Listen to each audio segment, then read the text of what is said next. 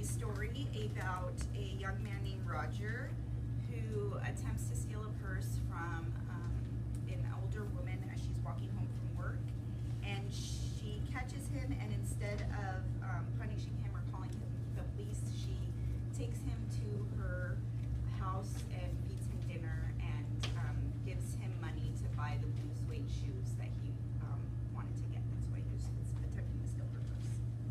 Yeah, that's actually sort of what I would have thinking for that. So yeah, I think by the end he sort of learned a lesson, right? I kind of felt like that by the time he was over, he sort of learned from that. So Yes, he did. yeah, so it was a good story. So in reading the story, there was a couple things that I kind of thought of when I was reading the story. First, in the first paragraph, when the author is explaining the older woman, it kind of reminds me of the Tyler Perry movies, Medea. So that's kind of the picture that I had in my head of what the woman might have looked like. And then also when he was at her house and she first took him there, and she left the door open, and he was kind of going back and forth between whether or not he was going to run or he was going to stay. But the reason why he stayed is because he said that he wanted her to trust him. So it kind of reminded me of when I was in middle school and I got into a lot of trouble, and I was really horrible to all my teachers except for one teacher who was really kind and nice, and I always behaved in her class because I wanted to show respect for her because I felt she deserved it because she was such a good person. Yeah, that connection sort of. Yeah, personal connection. And that's gonna come up later on with my practical. But yeah. And then the vocabulary. So in reading the story, I could tell that it didn't take place where we are, because the language and the things that they used for vocabulary words weren't what I use for vocabulary words. So like I highlighted the word pocketbook because I didn't know what that was until I read around it, and I figured out that it was like a purse or like something to do with money. So then it made me think that this maybe didn't take place where we live.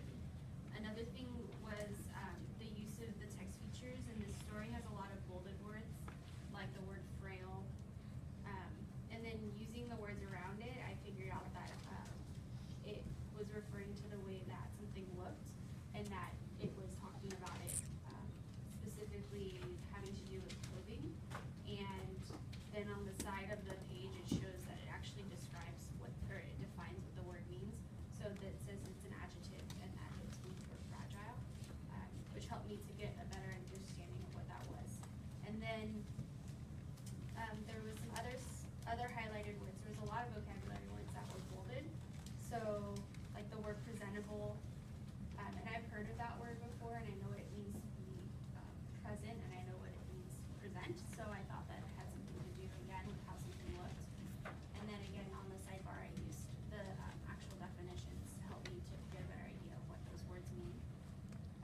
The word mistrusted seems to have the word miss in front of it, and then trusted, I know that what that word means, so I got those two parts of those words combined, and I figured out what that meant, to mistrust, and I've used that word before.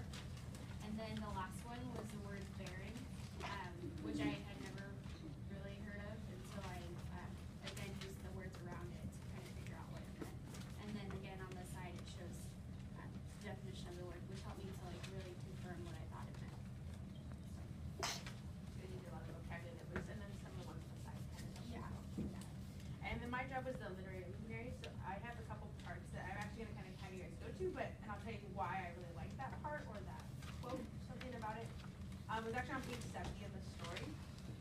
And to me, this is sort of like an internal conflict. It says, towards the bottom, but it said, then Roger go to the sink and wash her face. So the woman, and this is again, gets washed too. Whereupon she turned him loose at last. Roger looked at the door, he looked at the woman, he looked at the door, and went to the sink. At that point, that was an internal conflict. He was sort of debating, like, do I run? I finally am free. But this was him sort of realizing like that I chose not to leave. He finally just went ahead. And so I think that was sort of maybe starting to get a change from him. He finally was loose.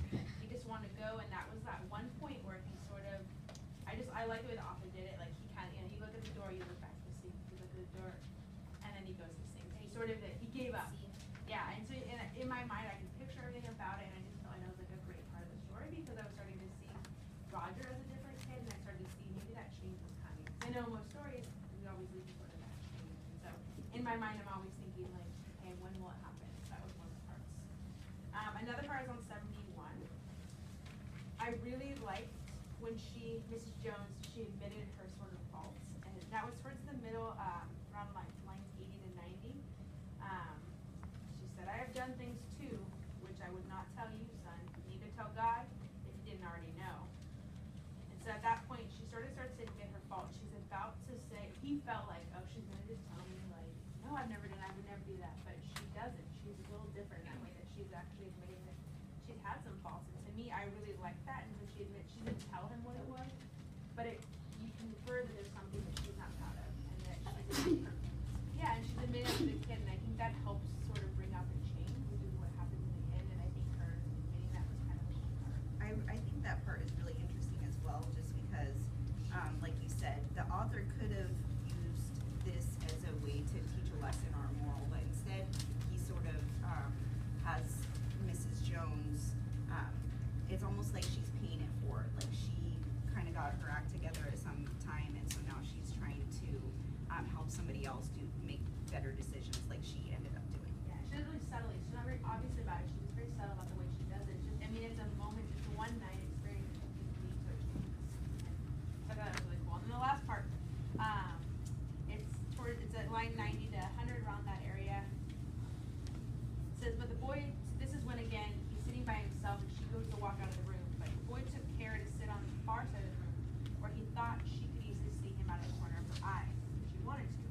He did not trust the woman not to trust him, and he didn't want to be mistrusted now.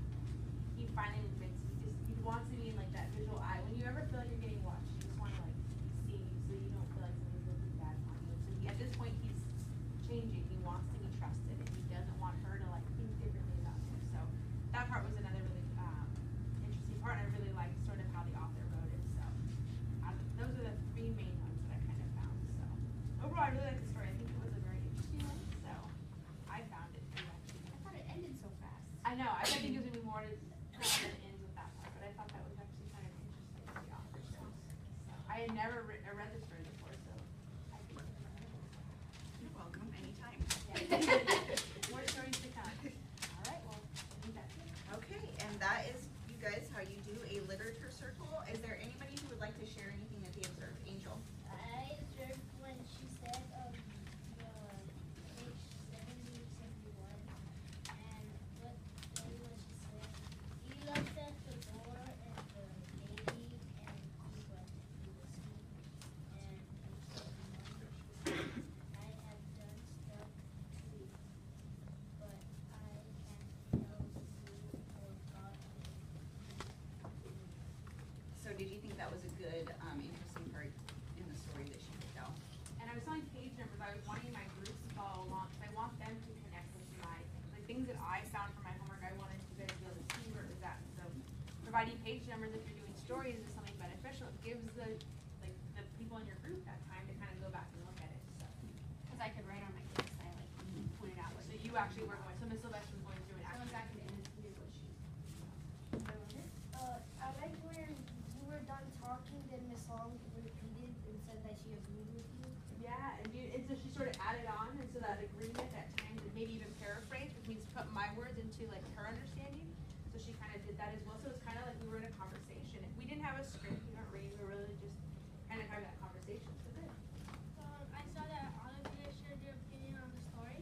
Yeah, so we all had to, right? It wasn't one of us didn't do our job. We all did our job, and we were able to kind of share, which was a good part, which is the purpose of a circle for everyone to share. Anyone else find anything you noticed? That you guys were all looking at each other.